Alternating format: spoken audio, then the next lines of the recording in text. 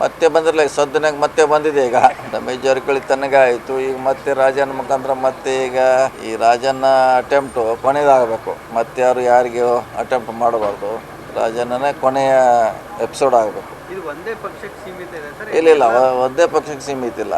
ಹಿಂದೆ ಕೂಡ ಬೊಮ್ಮಾಯಿ ಸರ್ಕಾರದಲ್ಲಿ ಮಂತ್ರಿಯನ್ನ ಕೊನೆಯವರೆಗೆ ಬ್ಲ್ಯಾಕ್ ಮಾಡಿ ಬೊಮ್ಮಾಯಿ ಮೇಲೆ ಸಾಕಷ್ಟು ಒತ್ತಡ ಮಾಡಿ ಅವ್ರ ಕಡೆ ಕೆಲಸ ಮಾಡುವಂಥ ಪ್ರಯತ್ನ ಕೂಡ ಆಗಿದೆ.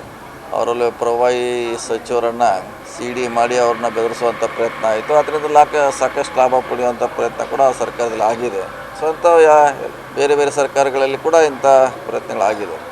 ತನಿಖೆ ಆಗಬೇಕು ಅಂತ ಹೇಳಿ ಹೇಳಿದ್ರು, ತನಿಖೆ ಅಥವಾ ದೊಡ್ಡ ಮಟ್ಟದ ತನಿಖೆ ಉನ್ನತ ಮಟ್ಟದ ಹೇಳಿದೆ. ನೋಡೋದು ಸರ್ಕಾರ ಯಾವ ಮಟ್ಟಕ್ಕೆ ನಾಯಕರು ಹೊರಗೆ ಅವ್ರ ಹೆಸರು ಹೊರಗಡೆ ಬರಬೇಕು ಅಂತೇಳಿ ಏನಾದರೂ ಖಂಡಿತ ಬರಲೇಬೇಕು, ತನಿಖೆ ಆಗಬೇಕು. ನಾವಿಷ್ಟೆಲ್ಲ ಮಾಡಿದ್ದೆಲ್ಲ 30 ವರ್ಷದಿಂದ ಇಷ್ಟೆಲ್ಲ ಸಾಮ್ರಾಜ್ಯ ಕಟ್ಟಿರ್ತೀವಿ, ಶಾಸಕರಾಗಿರ್ತೀವಿ, ಮಂತ್ರಿಗಳಾಗಿರ್ತೀವಿ. ಇದೇನೋ ಒಂದು ಈ ಥರ ಮಾಡೋದ್ರಿಂದ ಸೊ ಅವ್ರ ಇಡೀ ಪೊಲಿಟಿಕಲಿ ಕ್ಯಾರಿಯರ್ ಕೊಲ್ಯಾಪ್ಸ್ ಆಗ್ತದೆ. ಸೊ ಅದಕ್ಕೆ ತನಿಖೆ ಆಗಲೇಬೇಕು. ಇದು ಯಾರಿದ್ದಾರೆ ಹಿಂದೆ ಹೊರಗೆ ಬರಲೇಬೇಕು.